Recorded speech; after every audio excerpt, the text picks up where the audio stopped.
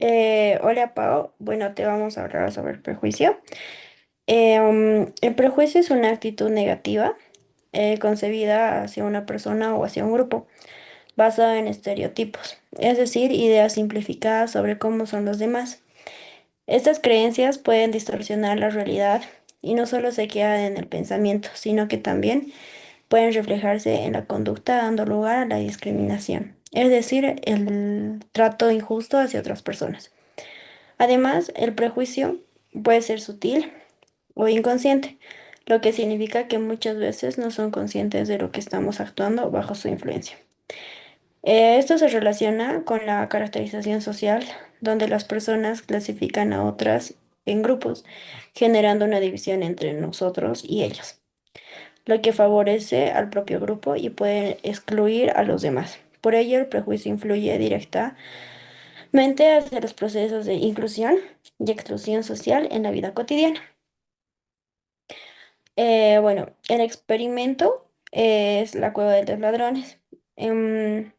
Este estudio demostró que el prejuicio puede surgir simplemente al dividir a las personas en grupos, incluso si al iniciar no existen diferencias importantes entre ellos. En el experimento se observó que cuando los grupos entraban en competencia, comenzaban a aparecerse actitudes de rechazo, estereotipos negativos y conducta de discriminación hacia el otro grupo. Además, se evidencia que las personas desarrollan un favoritismo hacia su propio grupo, lo que refuerza la idea entre nosotros frente a ellos. Finalmente, el estudio también mostró que el prejuicio puede reducirse cuando ambos grupos trabajan juntos hacia el objetivo. A partir de esto, se plantea como hipótesis que los grupos ya formados tienden a excluir a personas extremas muchas veces de forma indirecta o sutil. Bueno, como conceptos de nuestro primera de este tema, vamos a hablar cómo van a influir nuestras relaciones sociales dentro de un grupo. Nuestro concepto principal es el prejuicio, que va a ser entendido como una actitud evaluativa hacia una persona basada en su pertenencia a un determinado grupo social. Es decir, que muchas veces las personas son juzgadas no por sus características individuales, sino por las ideas que existen sobre el grupo al que pertenecen. El prejuicio se compone de dos elementos importantes. El primero es el estereotipo, que corresponde al componente cognitivo. Los estereotipos son creencias generalizadas o simplificadas sobre un grupo social, aunque facilitan la clasificación de la información. También pueden distorsionar la realidad y generar ideas incorrectas sobre la persona. El segundo componente es la discriminación, que corresponde a la parte conductual del prejuicio. Esto significa que las creencias negativas pueden manifestarse en acciones concretas como el rechazo, la exclusión o el trato desigual hacia ciertos individuos o grupos.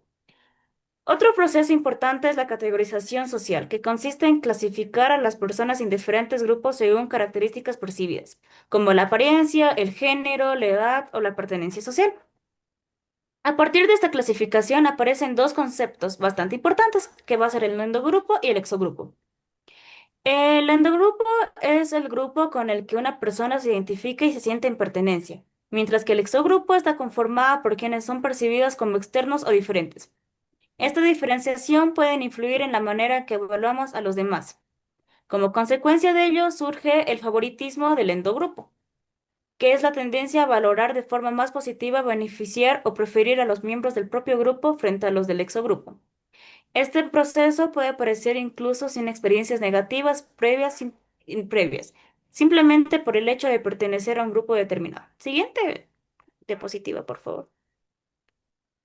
En esta segunda diapositiva vamos a abordar algunos procesos psicosociales que ayudan a comprender cómo se desarrolla y se mantiene el prejuicio en las interacciones sociales.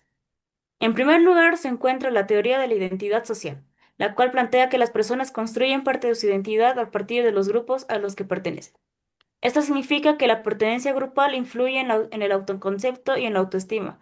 Por esta razón, los individuos suelen buscar una identidad social positiva, valorando favorablemente a su propio grupo y diferenciándonos de otros grupos sociales. Otro concepto importante es la profecía autocumplida. Este proceso ocurre cuando las expectativas que tenemos sobre una persona influyen en la manera en que tratamos, provocando que finalmente esa persona actúe de acuerdo con dichas expectativas. En otras palabras, las percepciones sociales no solo interpretan la realidad, sino que también pueden contribuir a construirla y reforzar ciertas creencias iniciales. Además, el prejuicio puede manifestarse en dos niveles, explícito e implícito. El prejuicio explícito hace referencia a actitudes conscientes y expresadas de manera directa, como comentarios o conductas abiertamente discriminatorias. Por otro lado, el prejuicio implícito opera de forma automática o manera automática e inconsciente. Muchas veces se evidencia en respuestas sutiles, decisiones rápidas o comportamientos indirectos que la persona no conoce fácilmente. Ambos tipos de prejuicios son relevantes porque pueden coexistir y afectar las relaciones sociales, la convivencia y la percepción que tenemos de otras personas, incluso sin que exista una intención consciente de eliminar. Es discriminación. Ok. Bueno, yo voy a explicar la parte de principales autores. Como primer punto tenemos a Mustafa Sheriff, el cual nos formula la teoría del conflicto realista, que nos dice que el prejuicio y la hostilidad surgen a través de cuando dos grupos o más compiten por recursos limitados. Es decir, esto se podría ver reflejado en ciertos países por la escasez de recursos, privatizando beneficios en cada grupo, haciendo que eh, cada uno de estos quiera beneficiar solo a su grupo. Seguimos con Caroline Wood, que nos registró, bueno, la competencia directa por un premio, es decir, el prejuicio, según ella, nace a través de dar un premio o abrir una cierta competencia que te pueda dar beneficio al grupo. Esto hace que los grupos se cierren y haya un cierto individualismo grupal, se podría decir. Seguimos con Harvey. Harvey nos demuestra que en la percepción tendemos a ver a nuestro grupo como el grupo bueno y al otro grupo como el grupo malo. Esto más que todo se podría ver en un ejemplo claro en los niños. En los niños más o menos cuando están empezando a crecer por los 6 o 7 años, toman como su grupo, el grupo de los chicos, como el grupo bueno. En cambio, podría verse reflejado una cierta competitividad con las niñas, el cual, según ellos, podría llegar a darse como el grupo malo. Si perteneces ahí, no estarías en el grupo malo. Siguiente diapo, por favor. Sí, seguimos con Jack White, el cual nos dice que el prejuicio surge a dividir dos grupos en el nosotros contra ellos. Es decir, que esto nos genera un cierto favoritismo interno antes de cada competición. Es decir, podríamos determinarlo con un ejemplo que sería en los equipos de deportes, ciertas fraternidades se privatizan su pensamiento pensando que son ellos contra, o sea, nosotros contra ellos, es decir, una cierta rivalidad la cual debería existir para que en su grupo exista mayor confianza. Luego seguimos con William Hood, el cual nos dice que el prejuicio nace por la competencia directa por algún premio y la hostilidad abierta y estereotipos negativos. Esto nos quiere decir que el prejuicio va a ser mayor en grupos cuando el grupo sea recompensado. A partir de cierto beneficio, la competencia o el prejuicio que puede existir en la persona se va a dar si es mayor el beneficio para la persona.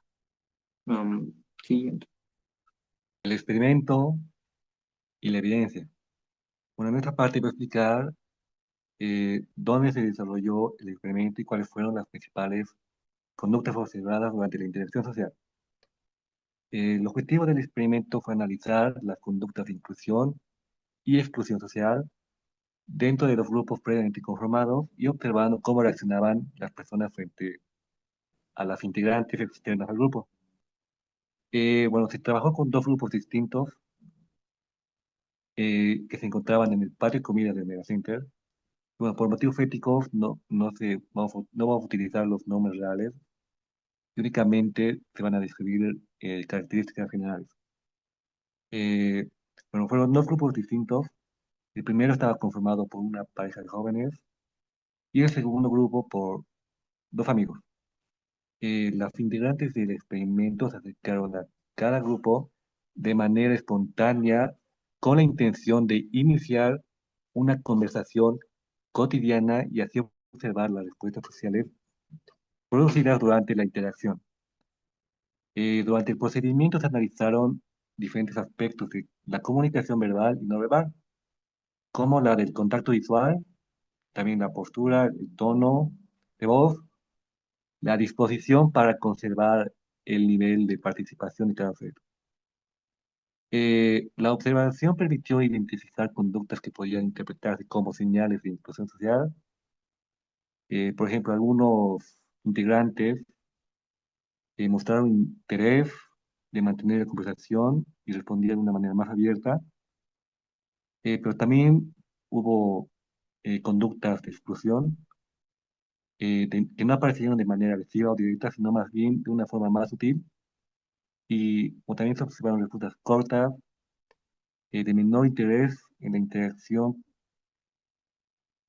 también un poco contacto visual y ciertas posturas corporales más cerradas.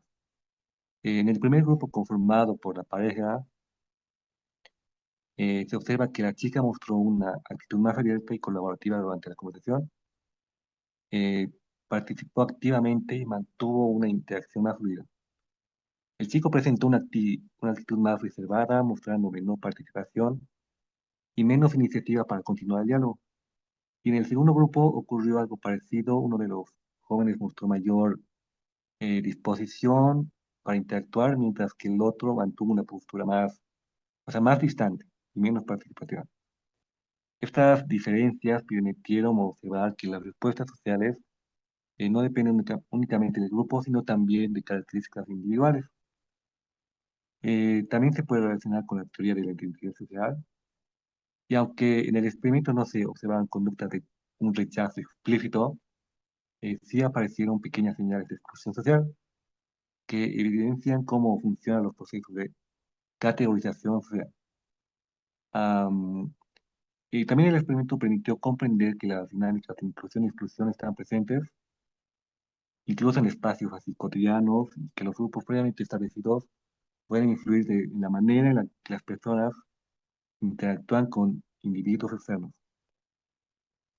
Vamos, siguiente diapositiva. Ajá, ahí están las parejas de ambos. Bueno, siguiente diapositiva.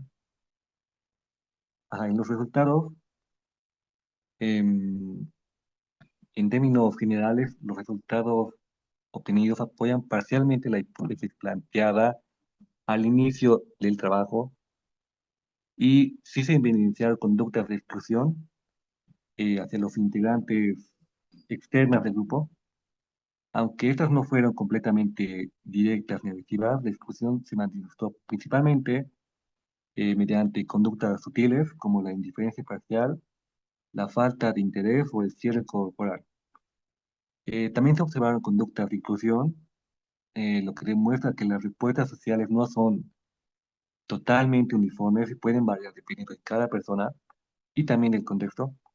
Y el experimento permitió comprobar que los grupos previamente establecidos tienden a proteger su dinámica interna y pueden mostrar resistencia hacia personas nuevas, aunque esto ocurre de manera indirecta. Sí, siguiente diapositiva. Ah, bueno, los resultados gráficos. eh, bueno, aquí obtenemos, bueno, aquí presentamos los resultados durante el experimento y cómo estos se reflejan en los gráficos. Bueno, en el primer gráfico podemos observar las conductas relacionadas con la inclusión social. Estas conductas se identificaron principalmente mediante señales de apertura en la interacción, cómo mantener la conversación, responder de manera colaborativa, mostrar interés en el diálogo y mantener una postura corporal más receptiva. Los resultados muestran que algunos participantes presentaron mayor disposición al interactuar con integrantes del experimento, especialmente mediante respuestas más fluidas y una comunicación más abierta. Incluso dentro de grupos ya establecidos pueden existir distintos niveles de aceptación hacia personas externas. En el segundo gráfico, por ejemplo, las conductas de exclusión observadas durante el experimento eh, se manifestaron de una manera, bueno, no se manifestaron de una manera agresiva o explícita, sino más bien de una forma más indirecta y sutil. Por ejemplo, se observaban actitudes como el distanciamiento físico, la reducción del contacto visual, respuestas cortas, desinterés en mantener la conversación, o las posturas corporales eran como más cerradas. Estos resultados son importantes porque demuestran que el prejuicio muchas veces no aparece mediante un rechazo abierto o directo, sino mediante pequeñas conductas que limitan la integración social de las personas externas al grupo. Además que coincide con lo ya planteado eh, sobre el prejuicio implícito, ya que muchas de estas respuestas probablemente fueron automáticas o inconscientes, y los participantes no expresaron rechazo verbal directo, pero sí mostraron diferencias claras en la manera de interactuar. Bueno, también en los gráficos se puede asegurar que no todos los participantes reaccionaron de la misma manera. Dentro de la pareja, la chica mostró una actitud más abierta y colaborativa, mientras que el chico mantuvo una postura más distante. Y de igual forma, en el segundo grupo, uno de los jóvenes participó activamente en la conversación, mientras que el otro presentó una postura más cerrada y evitativa. Eh, sí, bueno, siguiente pregunta. Y bueno, para las conclusiones, eh, el experimento permitió comprobar que las dinámicas de inclusión y exclusión están presentes incluso en espacios cotidianos. También o sea, pueden aparentar ser normales, como un patio de comidas, o la calle, o la universidad, o el colegio, ¿no? A pesar de tratarse de una interacción breve y espontánea, se evidenciaron diferencias claras en la manera en la que los participantes respondieron frente a las personas que se incluyeron al grupo. En segundo lugar, también se concluye que la exclusión social no siempre se expresa mediante un rechazo directo o agresividad abierta. En la mayoría de los casos observados, la exclusión apareció de manera sutil, a través de actividades como el distanciamiento físico o la poca participación en la conversación, y demuestra la presencia de prejuicios implícitos que influyen en la conducta social incluso cuando las personas no son completamente conscientes de ello. También los participantes mostraron una mayor comodidad y confianza dentro de su propio grupo, mientras que las personas externas fueron percibidas inicialmente como ajenas a la dinámica que ya estaba establecida. Esto evidencia cómo la categorización social influye directamente en la manera en la que interactuamos y evaluamos a los demás. Y bueno, como conclusión final, eh, este trabajo en sí permitió comprender cómo el prejuicio no siempre aparece de manera evidente, sino que muchas veces se manifiesta en pequeños comportamientos cotidianos que afectan a la interacción social. El experimento demostró que la simple existencia de grupos ya formados puede influir en la manera en la que se recibe a las personas externas al grupo, generando actitudes de aceptación o exclusión. Y resulta importante reflexionar sobre cómo actuamos frente a las personas nuevas en distintos espacios sociales, especialmente en contextos universitarios, donde la inclusión y la convivencia son fundamentales para generar relaciones más saludables y respetuosas. Y eso, gracias.